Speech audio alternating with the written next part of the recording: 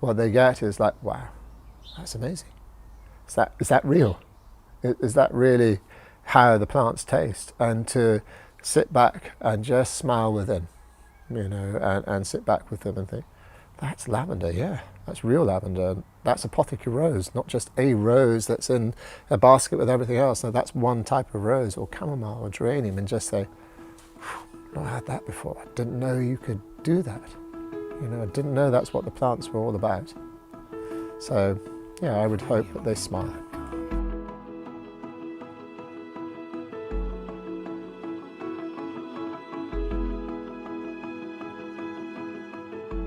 You've got, I call it 2 flower gardens, a very formal one with all the roses, and then one where we crop and strip rows. So the flowers all go into the drying room and get dried. So you're using 2 parts of the plant to make these gins.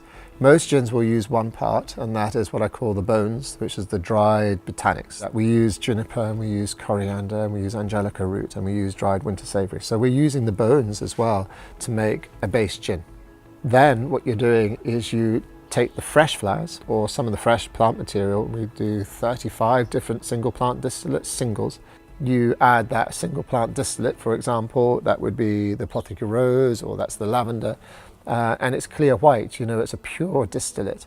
And you add that to your gin, so you're still a pure white spirit, but you're a gin that has this very clean floral flavour. And then you take that away and you infuse it on petals, just as if you're making tea. But the petals that we use are no chemicals. The colour, that drying room is perfect, so the colours of the petals are intense. And the cornflower, for example, we have to destem everything off the stamen because that would discolour the... So you're talking about a process that not a single machine is seen here. Everything is hand harvested, hand picked, dried and infused. So you're talking about a product that is crafted with love from the plants, with no machinery or anything. Obviously we have our stills that do the distillates, but apart from that you're really hands-on. The Old Curiosity Gin is basically everything is just done here. It's all natural, it's all grown, it's a beautiful place. There's kids running about daft, there's animals, dogs, alpacas, donkeys, it's a really, really good atmosphere here. And I think the gin captures a lot of that because it's very unique as well. I mean, nobody else does what we do, with all the hand-picked botanicals, all the ingredients that we do ourselves, all the recipes that we come up with. And I think it captures the essence of the place in each bottle. And we really like that, we're very, very proud of it. And we don't really want to become this big, huge global concern that just keeps churning out the same thing. We love the fact that it's all handcrafted, hand-bottled, hand-labelled, and we'll chuck the bottles in the back of the van and deliver them ourselves. So it's got a real craft feel and a real family feel about it as well. So that's what I like best about it, I think. So different. It's not like, well, here's a white gin. Here's a gin that is naturally coloured by the petals. Here is a gin that actually doesn't say it's floral, spicy, whatever. No, here's a gin that says geranium, damask rose, chamomile, apothecary rose, lavender. Here's a gin that tastes of the fresh flowers. Oh, and by the way, they change colour.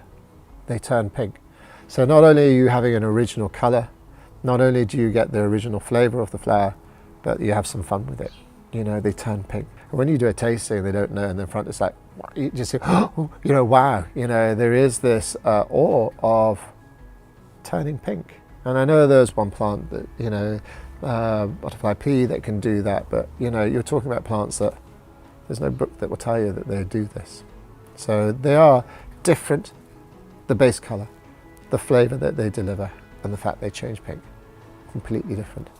Though we can't say that, these were all grown here. I was growing all of these plants for herbal medicine anyway, but the fact that we've incorporated them in the gin and made a drink that is truly unique and beautiful, that's just a bonus to say, look, this is what nature does, without us tinkering around with it, without us trying to be clever and controlling it and getting the colours from a lab. I mean, people say to me, you must have spent ages working with a lab, a flavour house. Well, no, I didn't spend any time with it, and I didn't think about it either. When you work with plants, the key actually is to switch off your thinking brain and allow your body and your whole being to actually work with them. So hence that's why I don't use the chemicals or anything, because they're happy.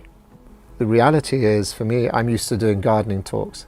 I'm used to doing fairy magic herbal walks for kids and birthday parties and talking about nature and how amazing she is.